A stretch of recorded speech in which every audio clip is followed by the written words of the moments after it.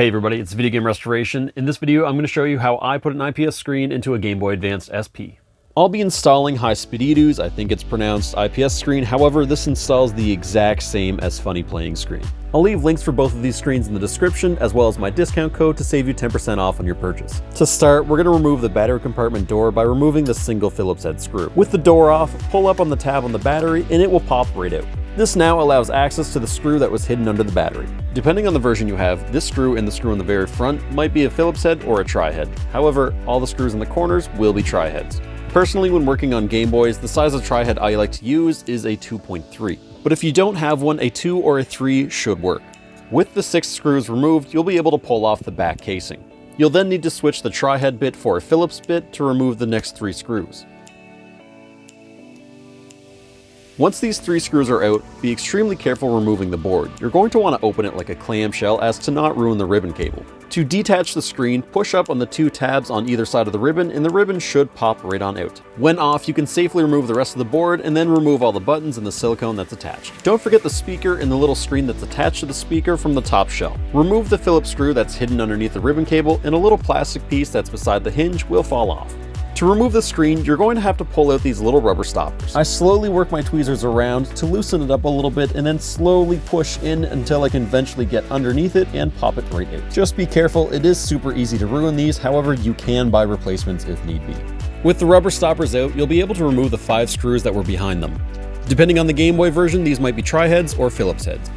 With those screws removed, the top of the shell will easily come off and then the screen should literally fall out of place. Gently work the ribbon cable around so it slides out of the slot. If you're putting your new screen into an original shell, you're going to have to trim off these little walls. There's a few ways to do this. Personally, I use a mix of a Dremel, flush cutters, and a file to cut them off. You'll need to remove both sides so the screen fits. In the front of the shell, there's these little nubs that sometimes interfere that you can easily file down. There's a small connector that attaches the screen to the ribbon. Usually it's already connected, if not, it quickly snaps in. Now before you install it, ensure that your screen is actually working. To test, hold your battery in place, ensuring that the letters are facing out, and then turn on your device. The screen should have a full picture without any lines or dead pixels. Once you've ensured that your screen works, remove the protective film that's over the front of it and then place it into the front of your new shell. For this build, I use a pre-cut third-party shell, so I don't need to do any trimming. However, if you're using your original shell, after you've done the trimming, it will fit in the exact same way. The screens also include a little foam piece that fits into the back of the shell. This just stops the screen from moving around. I didn't use the foam in this build because it didn't look nice through the shell, but I wanted to show it for the video. Before screwing these 2 shells together, ensure that there's a loop in your ribbon cable. This will prevent damage from opening and closing the hinge. Once you're happy with the ribbon cable's placement, put in your 5 screws. Now you'll notice that I have the top of the shell removed, meaning that the hinges are out. Now if you're using an original shell, you don't have to worry about doing that. You can leave that top little latch on there, but because I reshelled it, I had to remove it.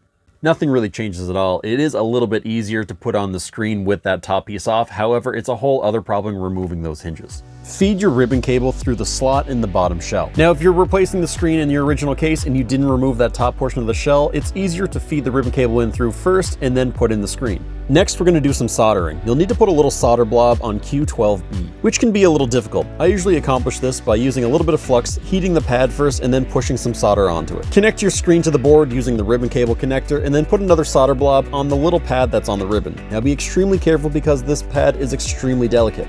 Your IPS kit will include a small length of wire. With your soldering iron, heat up the solder blob and push your wire into it. Remove heat and let the solder harden before letting go of your wire. Then repeat this with the other end of the wire in the other solder blob. Once it's soldered in, position the wire so it's not touching any of the white circles because this might interfere with button press. And then from there, just reverse your disassembly steps to reassemble your Game Boy. Test your brightness control and then enjoy your Game Boy. I hope you enjoyed this video. If you found it helpful, please consider liking it. And if you want to see more videos like this, please consider subscribing. Now, I just want to clarify that this isn't the way of putting an IPS screen in, it's a way. I'm sure there's a lot of different variations that other people do. Now, I really highly recommend that you go check out some other people's videos. And I say this for a few reasons. There might be something that I do that might be complicated for you, but somebody else does it differently that's easier for you. And if I made a mistake, you'll be able to see that that was a mistake in another video. I forgot to say save the consoles, and check out my merch if you're interested in any of that kind of stuff. I'd really appreciate the support. But yeah, got 20 seconds of this, I guess, eh? Yeah.